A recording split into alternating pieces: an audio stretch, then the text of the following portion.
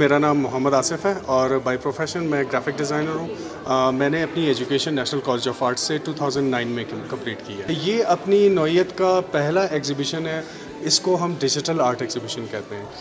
ये fine art से related ही है, लेकिन चूँकि मीडियम थोड़ा सा डिफरेंट है। बाकी मीडियम्स तो ऐसे हैं कि हम कैनवस यूज़ करते हैं, हम ऑयल यूज़ करते हैं, हम पेंट ब्रश यूज़ करते हैं।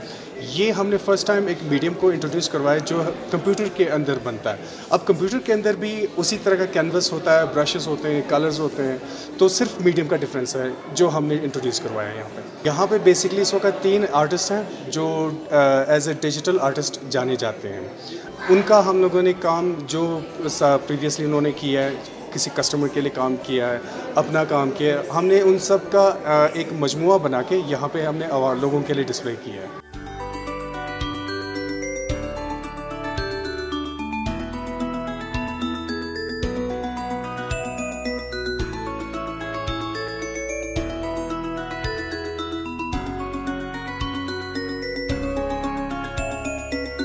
स्टोरी बुक के हवाले से ये है कि फ़र्स्ट टाइम हमने एक छोटी सी बुक हमने लॉन्च की है। हिकायत रूमी में से एक हिकायत को हमने लेके उसको हमने विजुअलाइज़ किया। अच्छा, इसकी ज़रूरत हमें कहाँ पे फ़ील हुई? वो इस तरह से फ़ील हुई कि चूँकि एक इंतहाई सबक आमोज़ स्टोरी है इसके अंदर बेसिकली अजदाहे का ज़िक्र है जो कि इंसान के नफ्स से जिसको तशबीह दिया गया है। तो बेसिकली बच्चों के लिए इस हवाले से ज़्यादा फ़ायदेमंद है कि बच्चों को इस हवाले से हम बताने की कोशिश करें कि जी अगर आप झूठ बोलते हैं या किसी के कोई दगाबाजी करते हैं या किसी के बारे में पीठ पीछे कोई बात करते हैं, तो ये बेसिकली आप इसको ये ना समझे कि ये आपके नेचर में है।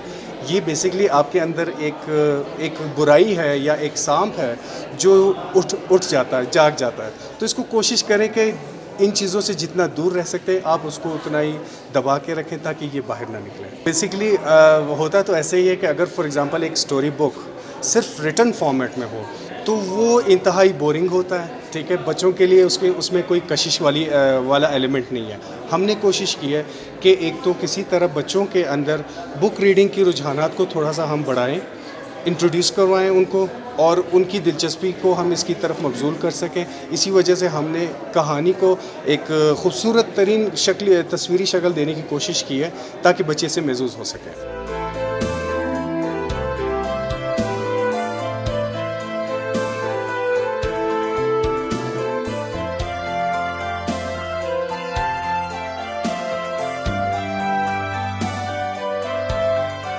मैंने पहले भी स्टोरीज़ पढ़ी है, लेकिन ये भी बहुत इंटरेस्टिंग थी। जब मैंने पढ़ा तो इसमें बहुत सी पॉजिटिव चीज़ें थी जो बच्चों को इंस्पायर कर सकती है। मुझे स्टोरी पढ़ के बहुत अच्छा लगा। वो स्टोरी बहुत अच्छी थी और उस पर पिक्चर भी लगी थी और उसमें ये सबक मिलता है कि किसी को लालच करने नहीं चाहिए। मैंने इस स्टोरी में सीखा कि मुझे कभी लालच नहीं करनी चाहिए।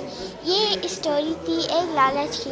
एक आदमी था जो एक सांप को ढूंढ रहा था ताकि वो उसको बगदाद में लेकर जाए और बहुत सारे पैसे कमाए, लेकिन उसने लालच करके ही जब वो बगदाद ले गया उस सांप को तो उस सांप पर रोशनी पड़ी गर्मी की, तो उस सांप ने अपना बड़ा सा मुँह खोला और सबसे पहले उस आदमी को ही खा लिया।